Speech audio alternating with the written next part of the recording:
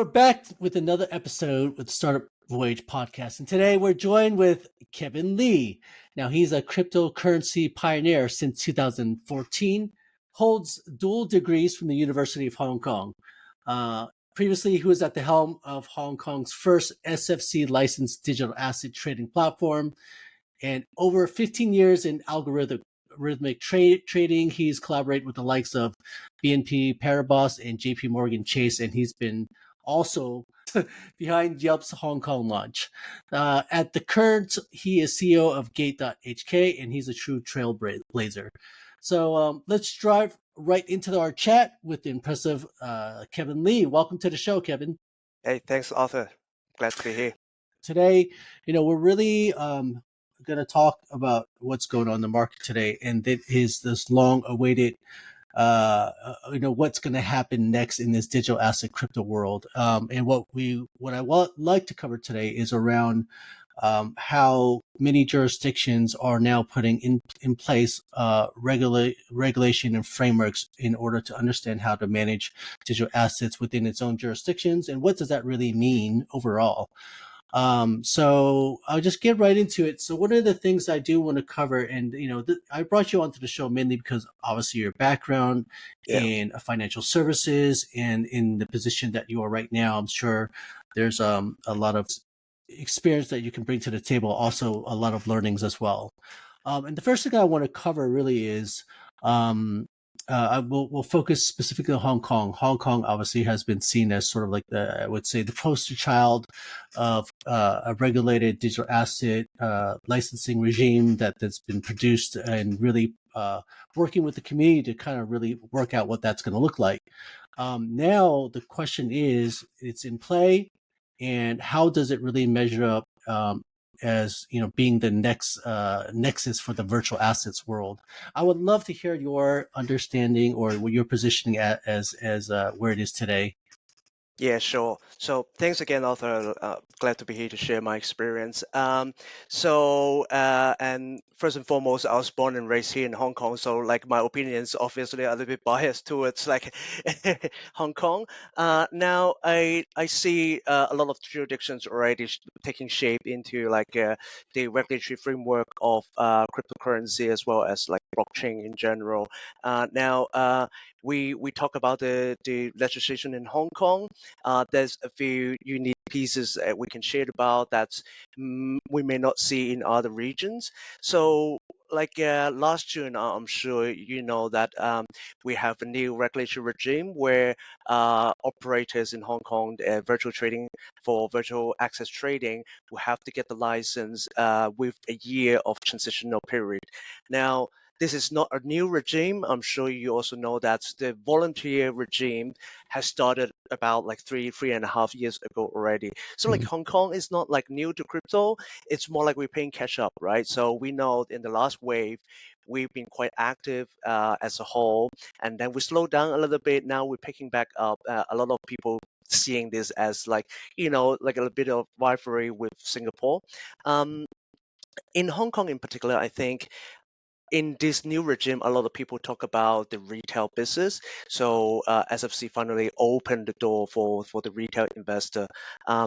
In particular, they acknowledge that by pushing a retail investor away in the last couple of years, they actually put them in a really bad position. They basically forcing them to use some unregulated platforms, which when things happened last year, that doesn't look really pretty, right?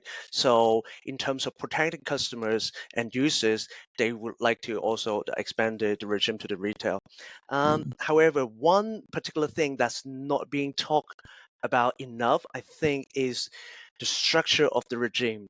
I think it's really clever. I don't think the SFC has been selling it enough. I'm trying to sell it for them as well. Is that they have two different license. So they do a dual license regime where one of the license is to govern security tokens, and the other license is to govern non-security token. So what's the beauty of it is we see in other jurisdictions that's been debating about whether or not a particular token is security or not, right? They're debating about like Ethereum or Solana or like other coins, and the debates go on and on. In Hong Kong, they basically saying they put the debate beyond them. They don't care about the debate. They'll give you two license. And if today Ethereum is non-security token, you cover, you still have a license to trade. And if tomorrow everyone think Ethereum is a security, you still able to trade and the user is still protected, right? So I think that's pretty amazing. We just like in terms of the regulation mindset, I think they are pretty advanced Hmm. over other jurisdictions. Okay. But is it true then still the determination of whether or not something is a security that is still held in control of the SFC? No, so they in some way the forms like um, offload that to like legal opinion. Of course, like Mm. we have different definition of like how to classify securities. We don't have to go down to the details, but like SFC basically saying, well, you own this responsibility right now, so you have to determine and you have to show that you have evidence that you have already done the study either on legal terms or other terms that this is a security or not. Okay. So are you what you're saying, just to be clear, are we saying that to apply or to acquire these licenses, is it two different licenses or is just one that covers both different Yeah, types of it's assets? it's Yeah. two different licenses. Right. I mean, and SFC strongly recommend everyone to get two license Mm. together. Okay. Okay. Well, one of the things that have come up just in passing, a couple of people who are looking into getting licenses, they had mentioned that it's a pretty high cost, and Yeah. estimated to be 60 million from beginning to end to get licensed. Now, what do you think about that? I mean, is that a good thing, a bad thing? I mean, it makes to me, it's like, um, not, it's a little bit harder to get in. So you got to be a serious player. You can't just be anyone walking off the street and say, okay, I'm going to set up a shop and I'm going to get licensed. It's a little bit of a higher barrier to entry. What do you think? Oh yeah, it's a very good question, right? So Mm, obviously the cost will be very different from like platform to platform. If you starting from fresh, obviously the cost will be higher. For us, we have a lot of resources we can leverage and a lot of experience already. So the cost will be different. mm, Now, from the regulatory standpoint, right? So like I do sound like I talk on behalf of the regulators, but I'm not. But like, they don't care about the cost and they don't care about the profit, right? They're here to uphold the standard. And I think the standard is fair. As you mentioned earlier in the introductions, I've been working in banking for like 15 years, mostly in Hong Kong, and also regulated as well. And the principle behind the ideals is that if it's the same risk, same business, they have the same rules, right? mm, So they're not being particularly harsh to virtual access right now, as we can see. The cost may contribute, like there's a couple of factors contribute to cost, right? mm, A lot of things that SFC actually require may be new to a lot of players, so they have to build it from scratch. They can't just leverage the technology from other region. Um, but also the profit as well, right? So today the market is like seems to be a little bit better, and if the market's going back to 60,000, like a lot of people would care less about the cost and would just like let's get the license, right? But from SFC points of view, their regulations would not matter if the market is at 20,000 or 30,000 or 60,000. I mm. think they want to uphold the same standard regardless of the profitability and the cost. Okay, okay. So we all know, I guess for most jurisdictions, the reason why they're focusing in this area is mainly to protect the retail investors, Yeah, as we talked about. Um, if we then let's go into what I was wanting to talk about, which is quite interesting, is basically this whole noise around JPEX, right? For those who don't know, it's basically a exchange outside of Hong Kong. I guess there was indication that they were said that they gave impression that they were licensed, a licensed entity to do so, to sell to retailers in Hong Kong. They were not. A lot of people got their assets tied up into the exchange, and who knows what's going to happen. Now, I think the one interesting thing is the SFC actually named them as an individual company, right? So it's unusual for them to actually call it a company, um, pointing out exactly what they were doing, indicating suspicious practices and misleading promotions. When you heard this news, how did you feel about it? Was it a bad thing for Hong Kong? Is it good? I mean, they're still cleaning out period, right? Yeah, So yes, yeah, indeed, indeed. So, like, without talking about like a particular name, starting with Jade, I yeah. think we always appreciate the regulators and the law enforcement authority to, they have this licensing regimes out, and we appreciate that they take the fun fruit and actually enforce the laws and regulations, right? So on that front, we very appreciative.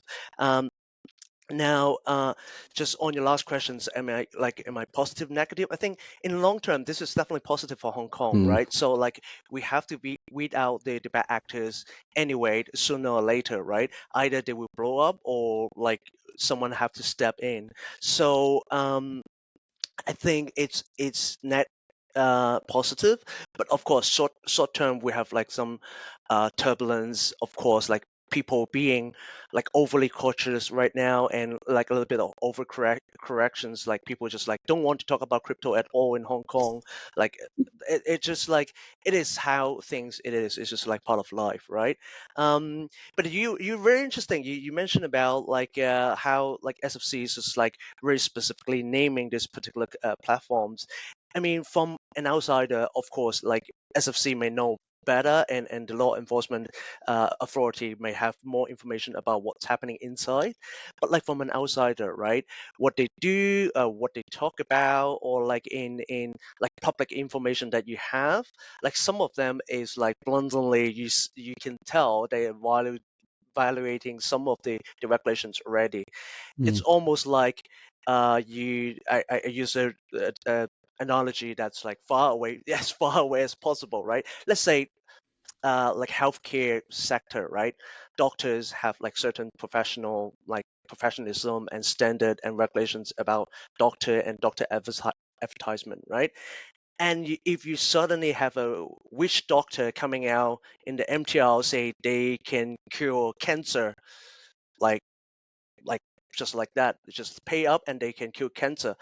I'm sure the hospital authority will step up and say, well, this witch doctor saying is not true, right? They would probably have to do it. I think what we don't see it as often that SFC doing it is because in the traditional finance market is a really mature ecosystem already. People know the regulations and know what to do and what not to do, right? So it's like that's no great area at all. Like in crypto, maybe there was some gray area, but now everything's clear. Regulations here is pretty comprehensive, so I think it's I mean, as I said, it's good positive for us. okay, okay.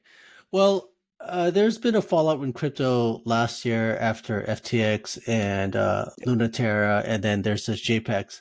I really thought we were over it. Do you believe that there's a little bit more to come, a little bit more cleaning up that needs to happen before we move forward into a more stable environment? Oh yeah, I mean that's my general belief in any new industry, right? So like the phase one will be like it's just like free for all, right? So like everyone's just jump in, everyone's just make big money. People don't really care about regulations at the very beginning because everyone making happy money, right?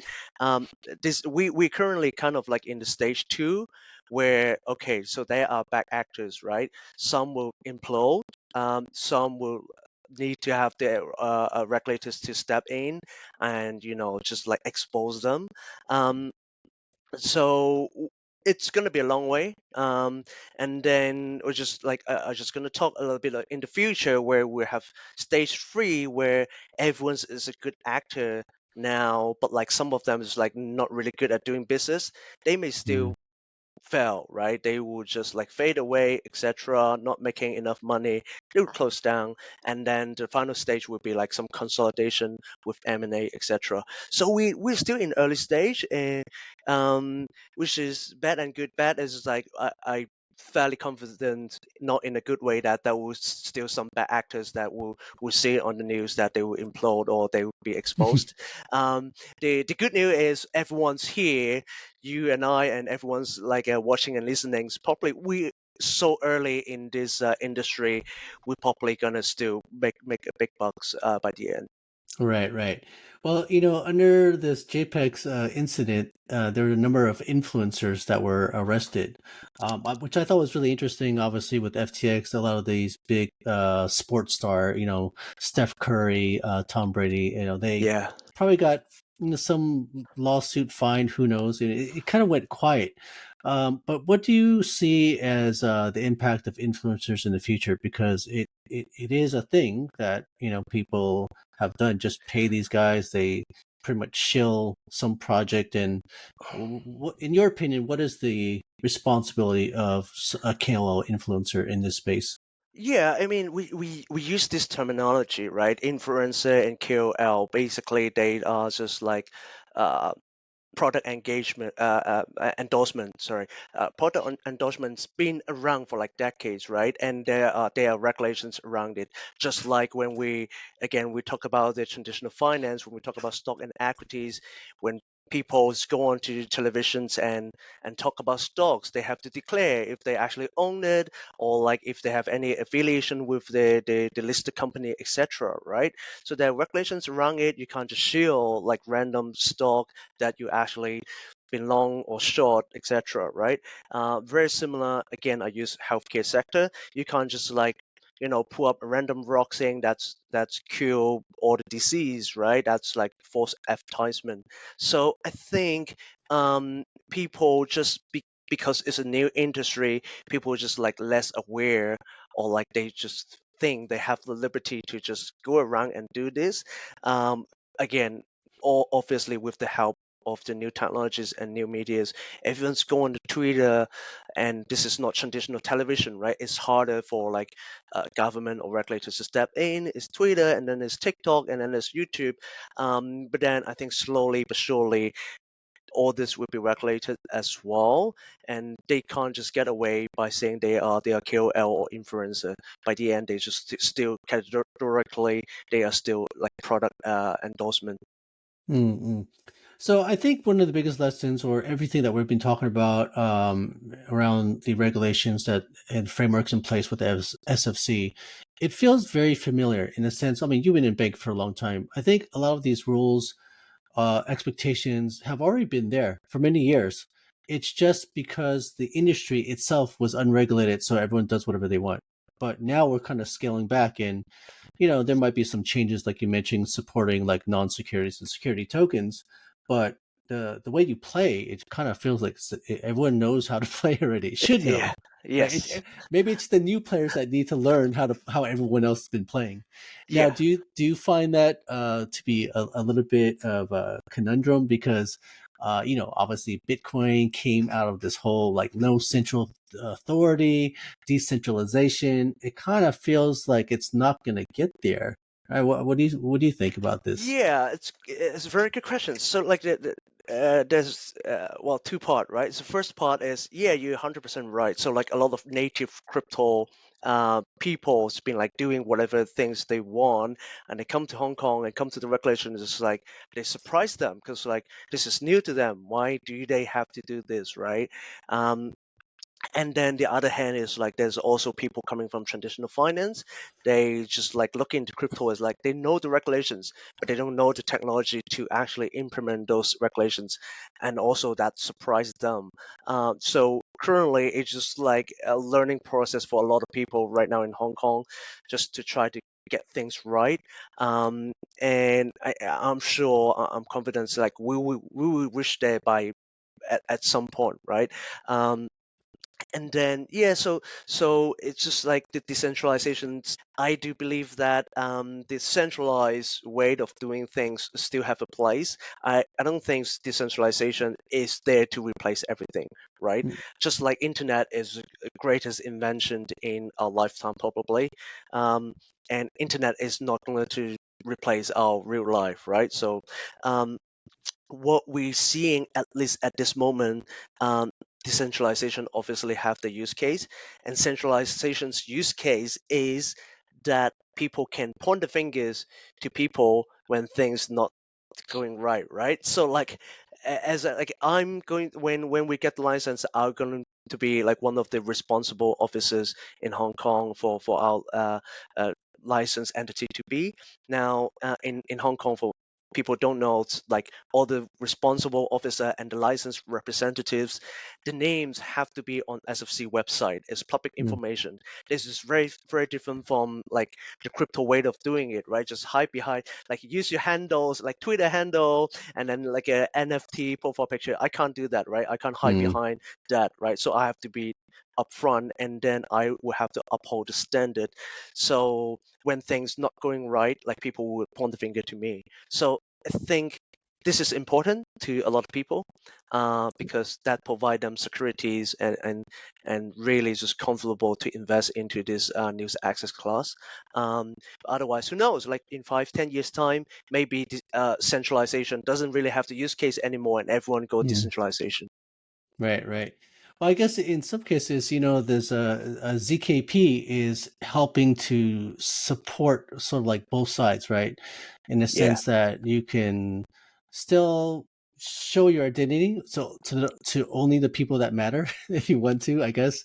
Like if you want to show the government like your wallet, then they can see, right? But you don't have to share it with everybody. So I think there is a balance between, I guess, those worlds of centralized and decentralized. Right? yeah, So yeah, all right, all right. yeah, Well, let's go into. I mean, you kind of mentioned like Hong Kong has had its licensing framework in place on a voluntary basis before, and now like fully in place now. Um, and it's been a long time. Why is it? I mean, there has been a lot of digital asset products being created, for the retail market or even for institutions. What do you think is causing the slow momentum? yeah. Again, very good questions. I think there's a lot of considerations within like the government and the regulators. Um, I can just name like a few things to illustrate like how much they've been doing behind the scenes. Obviously, in trading um, front, we can only trade the spot, right? And only limit.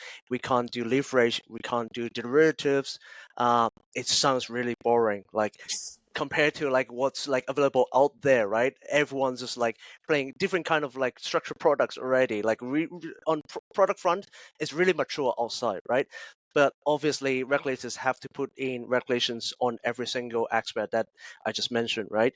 Um, Derivatives we've been asking for, and then leverage and borrow. That's something we asked for.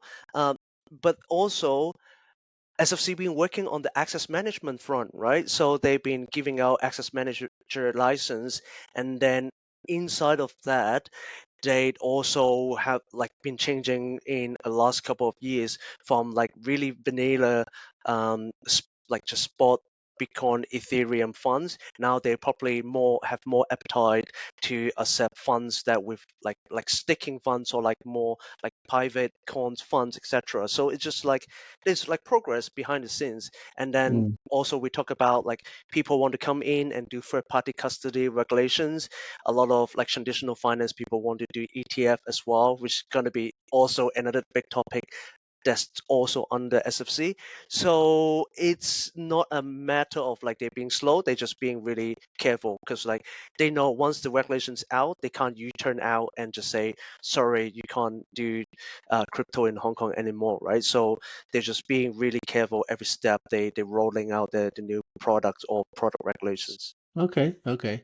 Well, in your experience in finance, walk through a simple process in which when they wanted to create a new product for either institutions or retail investors, how do they come up with it, or what is what is the process in which to come up with a new asset? Uh, yeah. Yeah, I mean, like SFC is it's been around for a long time, right? And Right. they've been covering a huge aspect of like different access class. What they do is usually they do a lot of not only SFC but also HKMA and also the government executive branch as well. They listen to the industry, right? Whether or not it's the traditional finance or now in crypto. Um, and it's important that we tell them what we need and what we want. um, this is where it's the probability come in place, right? So like of course like SFC as a regulatory body won't care much about you being profitable. The government does, right? The government's Mhm. been jumping up about the foreign enterprise coming to Hong Kong and invest. Of course they want us to be able to make some money, right? So they listen to us in terms of like not only regulations but like all different pieces that's around operating a business. Now from regulator point of view, um, they listen to the need and they listen to the need of protections, right? So a lot of times they see things that's being rolled out and not regulated, they may just go ahead and say, well, maybe that's something that the customer need to be protected. So it Mhm. happens to a couple of regime. In my experience, I used to work in algorithmic trading. So back 10, 15 years ago, there's a big regime about dark pool and internal crossing. Um, that's something the technologies come first, right? So the technology enable the type of trading that's happened inside the own firm. Then regulators come in and say, well, if this is new and users need to be protected, they want to have proper regulations around it. Right, right. Okay. Well, I guess the reason why I had asked about how products get put in place is because I know there's been a lot of noise, especially around BlackRock releasing this ETF, which is based on Bitcoin, Ethereum, and Bitcoin price, moved, moved quite a bit, um, and there's all this excitement. But I guess from from a crypto native point of view, I would be looking at it as like, what's the big deal? Yeah, Uh, yeah, 100%. right, Yes. right. And if institutions come in, which is how everyone thinks like everyone's going to go mainstream, what is the big deal with just having an ETF based on just Bitcoin or Ethereum? What's Yeah, yeah, 100%. From I used to be a software engineer as well. This is like nothing technologically exciting, right? You're 100% right. Um, Now I think ETF is exciting in two ways. One is we talk about institutional money. Naturally, in traditional finance, in the equities, that's I know a ballpark figures like we're talking about, excuse me, 70% institutional flow and then maybe 30% retail flow, right? So if we look at crypto and if we talk about the last past 8, 10 years is only retail, and you probably go for from here to double with the institutional money, that's big, right? And that's like basically blue ocean. That's just like untapped um, flow. The other point is basically it's almost like a recognitions, right? It's just like, well, if they're coming in and like the regulators approve that is going to be able to trade in more generic environments, which ETFs is like quite accessible to a lot of people. Um, it's more like sentimental values, right? And then you're 100% right that it's only Bitcoin's vanilla spot ETF. It's nothing, but it's a token of like a signal where we can go from there. What we can do, right? What about index?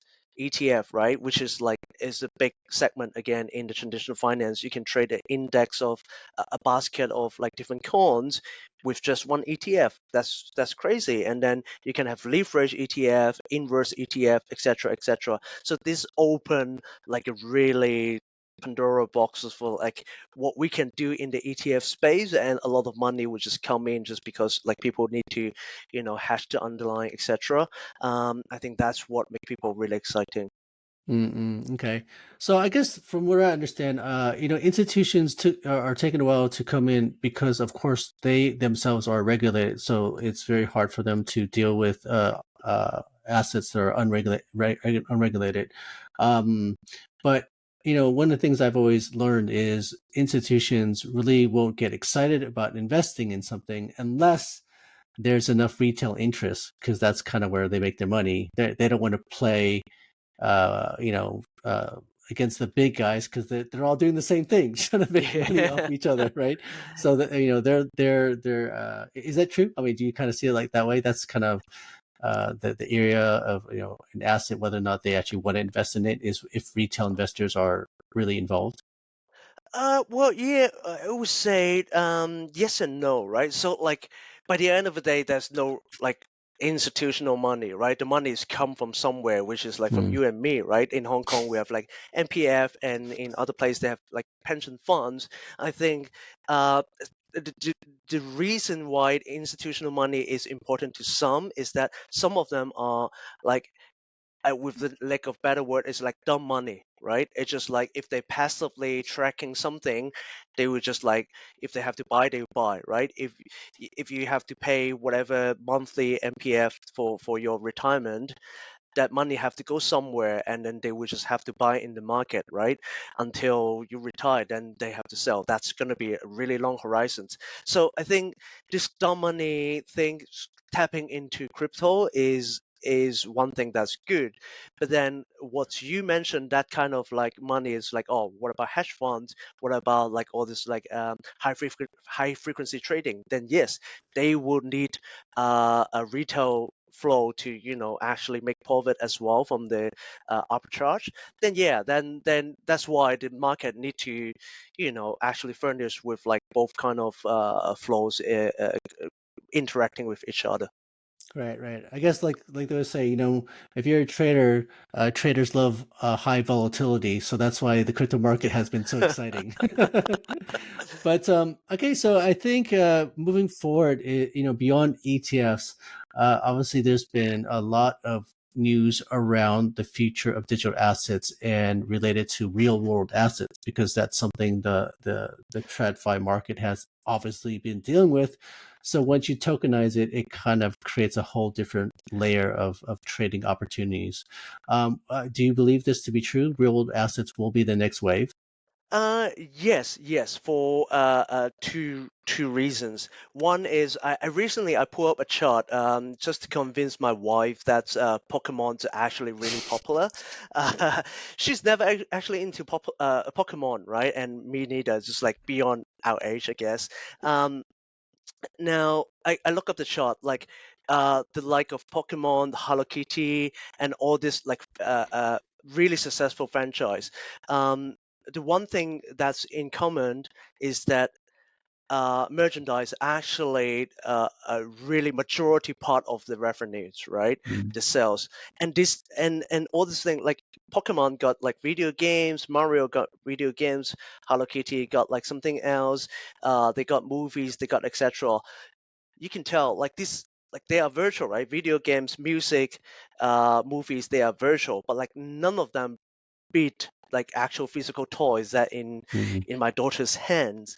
I think that's important, right? So like I don't think crypto's gonna be uh, an exceptions. Um, as have this conveniency to do things and pay things virtually, but then when you want to own something, you always want to own something physical, right? I think that's part of the human nature Yeah. almost. The second reason is like a lot of access class real world assets, they would it would be beneficial for crypto and blockchains to come in, right? So going to, for example, wine and whiskey market, I'm not sure if you're interested. It's really illiquid market, right? The brokers can easily charge you 20%, 30% a commission, and then you don't even know if you're like getting a good price or not. The marketplace is like so not transparent, right? And it's like by that sense, it's really inefficient. And if we have NFTs that link to a barrel of wine or a cask of whiskey, and then you can buy and sell the NFT, everything's on blockchain. Now suddenly it's really transparent. The transaction costs or the commissions like really low, Mm. and then it basically help. It's a use case. It's a good use case, in particular, right? So I think there would be use case we see in the future, really soon future, that would help this real world asset class to furnish. Okay.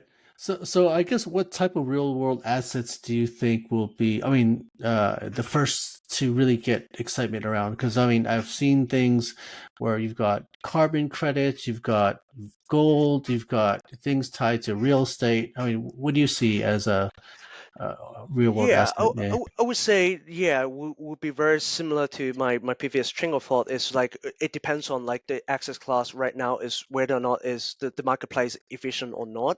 Right. So like the like of like liquors, luxury watches, art pieces.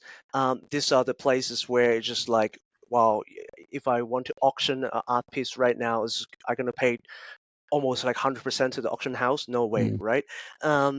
A very interesting news, I think around 2 weeks ago, is like again Pokemon. The Pokemon trading cards now is actually have I think it's have a NFT linked versions that's being listed on Magic Eden or something. I think that's great, right? It's great in terms of like the value, right? You want it in a really mint conditions to keep the card somewhere. You're not going to physically hand that card out to people when you trade it. But also it's a good it's a good intersection, right? So like Pokemon cards is more like properly for our demographics. Like it's easier to as a proof of concept. Probably really hard to get all this like arts people, wealthy people to just like jump right into NFT right now. But also basically this is how every single marketplace should work anyway. So Pokemon cards would not be so different from like luxury watches. Mm-mm. Yeah, talk about people wanting to have a real thing. I find it really interesting in the sense that many of the things that we use with technology is like this virtual world, right? You got metaverse ideas, and then you've got remember Tamagotchis where you were feeding your own pets and stuff like that, water, and if you don't, it'll die. I mean, I thought that was really funny because, I mean, in reality, kids actually want a real pet. They don't want no Tamagotchi thing, right? And but the parents don't want to buy no pet because it's too much work. Exactly. And sometimes that's kind of how I see a lot of technology, right? So AI become very big. Why? Because it's supposed to make life better, make life easier. But if you use AI enough, in my opinion, it takes you so far. But then, the power or the skill set of being creative, it's still much needed because that's the thing feeding the knowledge base of all these AI systems. Yeah. So anyways, okay. Well, where do you stand? I guess from your position now. Just curious if you whatever you want to talk about. Lots of things have changed in the crypto market, and as CEO of Gate, what do you look at as an opportunity to either participate in communities, or what is the main drivers or mission that you're trying to bring to the market? Yeah. As a CEO of Gates Hong Kong, I mean, like Gates in general, is like we've been like under the radar for a long time. So like Gates group's been around for like 10 years, which is like eternity in crypto, right? Gates Hong Kong is relatively new. We have set up a separate entity for Hong Kong, very particularly try to get the license in Hong Kong. Now it's a really good lessons for me, right? So like in Web3, people is just, again, we just chit chat on Twitter, we go onto Telegram, we go onto Discord, but I found out that's like the actual, like in Hong Kong, the actual events, or in Singapore token, when we go to the actual event, shake hands and actually talk to people, you find out that's a lot of great ideas around you, a lot of brilliant people around you, and you can tell right away like people like your platform or not. Like people have been saying, oh, they've been using us for a long time, they've been loyal to us, and what we need to do, this and that, to make us better.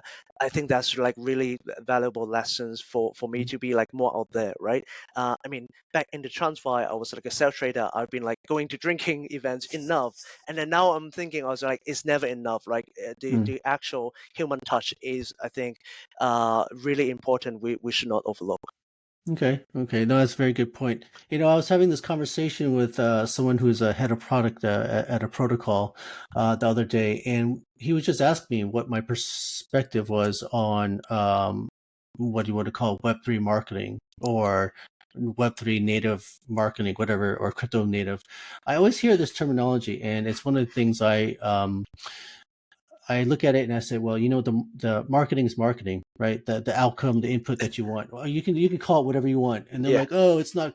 You don't understand crypto native marketing. I said, what is it? You want to find ways to hype up the value of your coin. Is that it? Because to me, that's what it's been, right? So just kind of curious on your side of things. Marketing has changed quite a bit. When you look at marketing in this digital asset space, what do you think are, like, I don't know, let's say top three main things you should be doing? Uh, Yeah, well, I think I share the same sentiments with you, right? So mm. like, I can say it and like make a lot of people angry. It's just like Web3 is a terminology is like populate, like start with like some, like again, software engineer, right? It's like, oh, you do this versioning, you have three, so like it's better than two, and three is going to replace two, and two is going to replace one, etc., etc. It's have a lot of like association to that three. That's doesn't necessarily true, right? It's well, for instance, like web 2 and 3 not like may not be mutually exclusive, and it's not like one replacing the other. um and then you're absolutely right, right? Like marketing is marketing. It would have a lot of new channels these days, but like the objective of like how you do things, the metrics that you look at, how you like by the end of the day, I want new users, I want sign up, I want trading volume. That doesn't change, right? It doesn't matter Mm. if it's like a web 2, web 1, web 0 company. um Now what we really cautious about is like the tone that we want to go out to the market. I think that's one thing. I think that's because of the demographics, right? There's a lot of Mm. crypto natives people, just like they talk and communicate in certain ways. I think maybe it's like, I don't know what they call this day, edgy or cool or something, right? And but also we in Hong Kong, especially when we want to be regulators, we want to maintain a certain like professionalisms when we talk as Mm. well, right? So it's it's not easy to make the balance. Like you don't want to drive people away. Just like, wow, you talk like what they call, you talk like a boomers. I don't want to be a boomers. I'm not a boomers. I'm not that old. But I also want to make sure like people's like really comfortable like dealing with us, using our platform. So to strike the balance, I think that may answer your questions. Like it's not about Web3 marketing. It's about the Web3 community. It's just like per se, we have these people inside, and we just have to make shift to make sure we have the right tone and strategies. Right, right, right. Well, even myself, one of the things that I've kind of struggled with before is, what do I call this podcast? I call it Startup Voyage. I focus on tech, but there are people searching keywords like crypto and digital assets and Web3, and I'm like, okay, what do I get known for, right? Yeah. What is going to become mainstream? Web3 can last for like a year or two, and then all of a sudden it disappears. Right? It's called something else, Yeah. right? But yeah, I guess that's one of the things that I see as a shift also in the current market.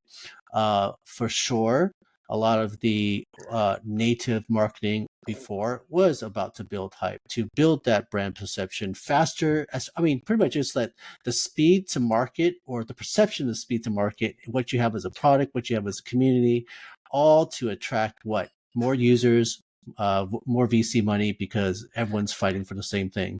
But at the end of the day, if you really dissect into a lot of these projects, obviously, we see a lot of them were rug pulls. A lot of them really didn't have anything substantial, no business model, no understanding of what type of revenue they're going to build. It's just all hearsay, which is kind of like if you want to compare it back to the dot-com days, it's the same thing, right? Like you Exactly. said. Yeah. Yeah, Yeah. yeah. I think the frustrating part right now for the community is that it's really difficult these days to distinguish whether or not a project is a rug pull or a project is just like as with good intention but just like poorly run and then they just fail, right? I mean the later part is like it's understandable. The first part is like something that we don't want in the ecosystem, right? But now we just have a mixed bag of everything, so it's just kind of frustrating. Yeah, yeah. So I guess within the space, what do you see as uh, useful, valuable tools or resources that people can go to either to learn about the technology or to get involved in the Web3 community? Yeah, it I think in terms of like information, so like introductory like resources, there's like plenty in crypto. I think I'm forever grateful. Like ever since the even like again the very early days in 2014, um, I don't think that's a problem. Like for people to actually learn about crypto, um, but I think the current barrier is where people just like actually tap into it, and when they experience it in firsthand, then it changed a lot of perspective, right? Hmm. So I think that barrier is still around. I maybe I'm not doing enough research, but like to actually create a wallet and to link up to and use your fiat to on ramp and to trade something and buy some NFT is still not the best experience, right? Right, right. But when that happens, I think the general public will have more first-hand experience playing around with all these tools. That will be much better for the growth in general for the whole space. Yeah, I really find anything you do in life, you need to experience it to have a perspective, Yeah, hundred and not percent. just not reading it. Yeah. Um, do you see any I guess untapped potential for Web3 companies to grow? I mean, like I said, lots of things have changed. VCs are looking at different things. I mean, as far as technology and building, what do you think is like an area that really there's a big gap?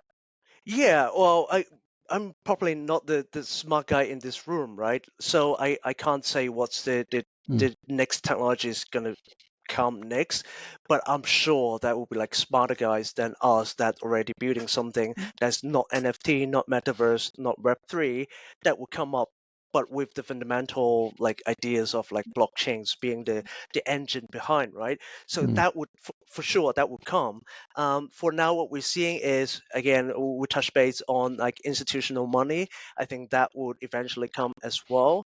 But going backward, I think NFT and metaverse, etc., or GameFi in general, is is under a period of like overcorrections. mm. So I do believe, as we briefly discussed, NFT will still have the space.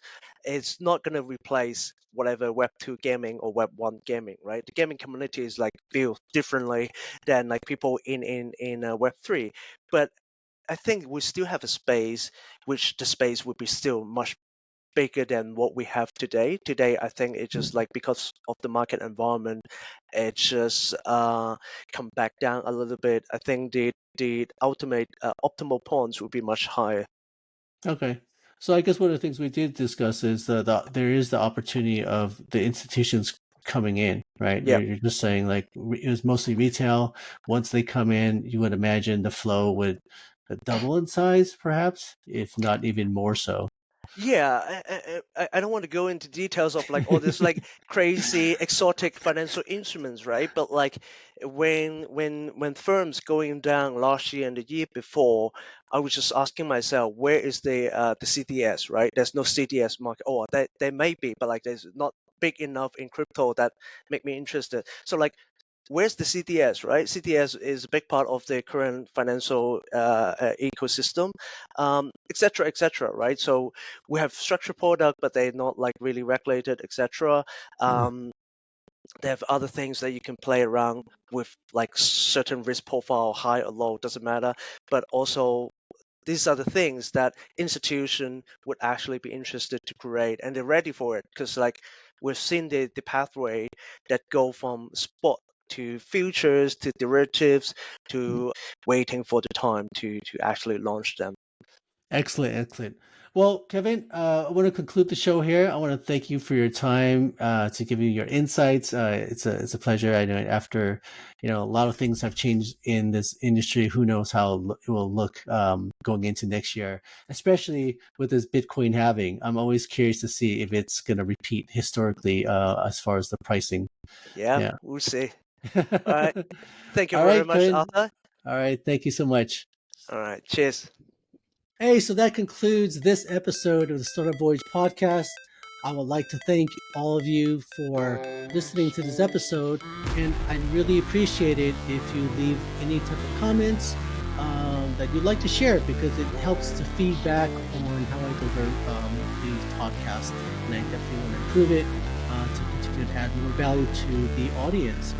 Now, you can follow us on many of the popular podcast channels: Spotify, Amazon, Google Podcasts, and Apple Podcasts. Equally, I'm going to be uploading all these episodes onto YouTube. So it's more than just audio, it's video. You can see everyone's faces. Look, I really hope that you enjoyed this episode. And I'm always open to new ideas or looking for new guests. So if you know anyone in the space of Web3 that is an influencer or a leader or someone who's really trying to shape what Web3 will be in the future, I'd love to hear from them. All right. So yeah, just comment below. You can DM me. I have all my information in the details underneath this podcast episode. So yeah, thank you for joining me today and have a great one. See you in the next episode.